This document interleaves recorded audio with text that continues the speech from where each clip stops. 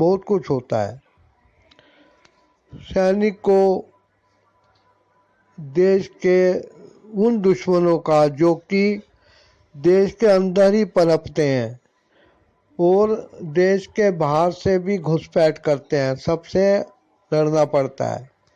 सैनिक का जीवन ऐसा है कि 24 घंटे की ड्यूटी है। अगर वो खाना खा रहा है, अगर वो सो रहा है, तो भी वह ड्यूटी पर ही समझा जाता है। और यदि वो छुट्टी जा रहा है तो रास्ते में उसको रोक के छुट्टी कैंसिल करने का संदेश भी कई बार मिल जाता है। उन दिनों की बात है जब कारगिल युद्ध अभी हुआ नहीं था। मैं उस टाइम कश्मीर के बारामूला में तैनात था और उस टाइम भी देश के दुश्मन घात लगा के हमला करते थे, आतंकवाद फैलाते थे। मेरी यूनिट में एक छोटे से कद का नेपाली युवक सैनिक जो कि सिपाही रैंक का था, बहादुर थापा नाम था उसका, तपन बहादुर थापा पूरा नाम था। उसको हम थापा थापा कहते थे। वो ड्राइवर था और कई बार वो मेरी जीप या जोंगे का ड्राइवर रहा। उसका कद इतना छोटा था कि वो ड्राइविंग की सीट पर कई बार गिरते गिरते बचता था अगर गाड़ी जंप कर दे तो। वो खड़ा होके भी कई बार अपने आप को संभाल के ड्राइविंग करता था। कई जगह ऐसी आती थी जहाँ पे वो खड़ा होकर ज़्यादा सुविधाजनक ड्राइविंग कर सकता था। उसके साथ जीप में बैठने से, जोंगे में बैठने से मुझे एक डर सा लगता था कि साला पता नहीं कहाँ किस घाटी में खाई में गिरा दे। लेकिन वो था बहुत हंसमुख। वह हर पल तत्परता से मेरे आसपास रहता था और मेरी देखरेख करता था। मेरी ज़रूरतों का सामान और जो चाहिए वो मुझे समय समय पर देता रहता था। एक दो बार तो मैंने अपनी यूनिट में उसको क्रॉलिंग कराई, पिट्ठू परेड कराई, डड्डू जंप जो कि मेंढक चाल होती है वो कराई। लेकिन उसने कभी भी मेरी तरफ आंख उठा के नहीं देखा और खुशी खुशी जब भी होता मेरे लिए ड्राइविंग सीट संभालता था। एक बार पास के गांव में कुछ आतंकवादियों के आने का पता चला। मैं जब अपने जोंगे के आने का इंतज़ार कर रहा था और अपने मेस के कमरे से बाहर खड़ा था, तभी मैंने एक जोंगा अपने पास आके रुकता देखा। ड्राइविंग सीट से जब ड्राइवर नीचे उतरा तो देखा तो वो थापा था जो कि एक लॉन्ग जंप करके जोंगे से उतरा था। वह लगभग दौड़ता आया और मेरे पास आके उसने पैर उठा के धरती पे मारा और सलूट में बोला, जय हिंद सर। मैं बहुत नाराज हो गया। मैंने कहा, तुम्हें मेरे साथ किसने भेज दिया? कहता, साहब मैं वॉलंटियर हुआ हूँ। मेरे पास ज़्यादा समय नहीं था। मैंने सोचा कि बाद में देख लूँगा, मैं आके जोंगे में बैठ गया। जैसे हमारे मेस से जोंगा बाहर निकला, सामने ही हमारे यूनिट के फौजी AK-47, SLR, कार्बाइन इत्यादि के साथ मुस्तैदी से खड़े थे। मुझे देखते ही मुझे सलूट मार के सारे 1 टन गाड़ी में बैठ गए।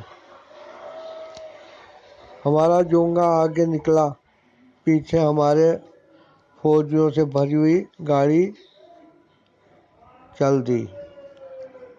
हमारे आगे पायलट मोटरसाइकिल वाला चल रहा था। हम लोग गांव की तरफ निकल गए। अचानक चट्टानों के पीछे से फायरिंग शुरू हो गई। गाड़ियां रुक गई और सारे हमारे फौजी जो थे उन्होंने ज़मीन पे लेट के पोजीशन ले ली। गोलियों का आदान प्रदान शुरू हो गया। मैंने देखा हमारे कुछ सैनिक चिल्लाकर गिर रहे थे और कुछ आतंकवादी भी ऊपर की चट्टानों से नीचे लुढ़क रहे थे। मैं अपनी रिवॉल्वर लेके जोंगे की साइड में खड़ा हो गया और 2-3 ऊपर से झांकते हुए चेहरों को देखकर मैंने उन पे फायरिंग की। हमारे जो सैनिक थे उनके साथ आए जो सूबेदार मेजर था सुधीर रंजन, उसने सब सैनिकों को कहा कि तुम इस साइड से होते हुए पीछे घेरा बनाओ। सारे सैनिक उस तरफ चले गए। मैं और मेरा ड्राइवर थापा हम लोग वहाँ खड़े रहे।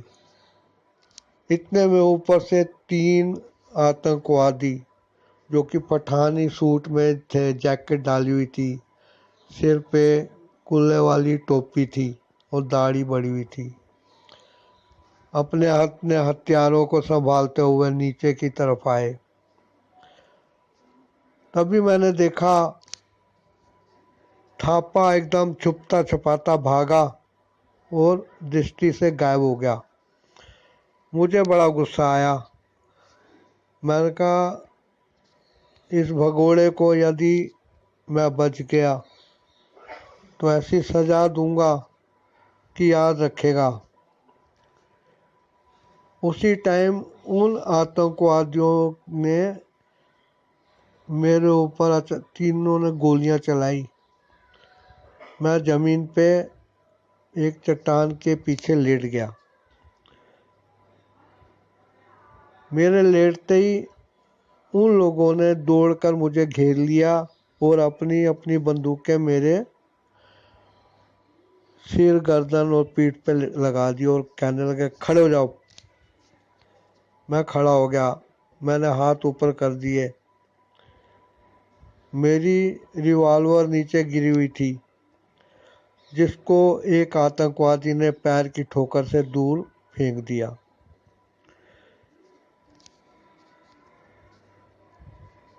उन लोगों ने अपनी बंदूकों की नाल मेरे शरीर से सटा के मुझके में घोंपने की कोशिश की और एक ने मेरे सिर पे राइफल की नाल मारते हुए कहा सारी योजना, सारी कहानी सब हमें बता दो और हमें अपनी यूनिट का नक्शा बना के दे दो, हम तुम्हें छोड़ देंगे। मैंने उनकी तरफ देखा और मैंने कहा जय हिंद। इस पर उन्होंने मुझे ठोकर मारी और मेरी छाती पे उन्होंने बंदूक की नाल से कई वार किए। मैं धरती पर गिर गया और वे लोग अपनी अपनी राइफल मुझ पर तान के अपना हुक्म दोहराने लगे। कहने लगे, ज़्यादा चालाक मत बनो, एक गोली में तमाम कर देंगे। तभी लेटे लेटे मैंने देखा, मेरी नज़रें आसमान की तरफ तो थी ही। मैं ज़मीन पर लेटा हुआ था, पीठ के बल, और उन आतंकवादियों की बंदूकें मेरी छाती पे तनी हुई थी। मेरा ध्यान उस टाइम आसमान की तरफ था और मैं भगवान को याद कर रहा था कि आज देश के लिए या तो कुर्बान हो जाऊंगा या नया जीवन पाके किसी दिन इस दुश्मन को समाप्त करूंगा। तभी मैं हैरान हुआ, मुझे ऊपर कोई हरकत दिखाई दी। छोटी सी जो छोटी सी पहाड़ी थी जिस पे आतंकवादी पहले छुपे हुए थे, वहां मैंने देखा तो कोई खड़ा हो रहा था। अरे, मैं हैरान रह गया। थापा, सिपाही थापा, थापा ऊपर चढ़ गया था। पता नहीं, बाएं फैला के वो मुझे कुछ इशारा कर रहा था। धीरे धीरे वो ऊपर से नीचे उतरने लगा, लेकिन कुछ पत्थर लुढ़क पड़े जिनकी आवाज हुई, और आतंकवादियों ने एकदम पीछे मुड़ के ऊपर की तरफ देखा और अपनी बंदूकें तान दी। जैसे उन्होंने बंदूकें तानी, थापा ने इतनी ऊंचाई से अपने आप को हवा में उड़ा दिया और सीधे आके उसने उन आतंकवादियों पर गिरना था, लेकिन नहीं, आतंकवादियों ने गोलियां चला दी और हवा में ही गोलियां थापा को छेद गई।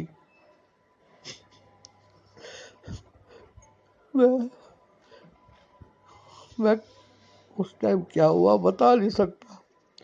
आज आज जब मैं इस घटना को याद कर रहा हूँ, क्योंकि आज ही का वो दिन था जब ये सब हुआ था। आज 3 मई है। उस दिन थापा ने मेरे लिए अपनी जान की बाजी लगा के कुर्बानी कर दी थी। आज ही मेरे पिताजी की बरसी है। आज ही कोरोना वायरस के कारण हम स्टे एट होम में हैं। मैं एक एक्स सर्विस मैन हूँ और घर के अंदर बंद हूँ। मैं कोरोना वॉरियर नहीं बन सकता। मेरा दिल करता है कि मैं बाहर निकल के पुलिस की ड्यूटी करते हुए जवानों को अपना सपोर्ट दूं, और आज ही के दिन हमारी तीनों सेनाएं, एयरफोर्स, नेवी, आर्मी, अपने अपने ढंग से कोरोना वॉरियर्स, कोरोना योद्धाओं के सम्मान में, जिनमें डॉक्टर, नर्सें, मेडिकल स्टाफ, सफाई वाले, पुलिस वाले, मीडिया कर्मी आते हैं, उनको सलाम दे रही है। मैं सोच रहा हूँ एक ये 3 मई 2020 का दिन कितना कुछ दिखा रहा है। हमारे देश पे चारों तरफ से संकट क्यों आया हुआ है। रामायण जैसे देश की कथाओं में,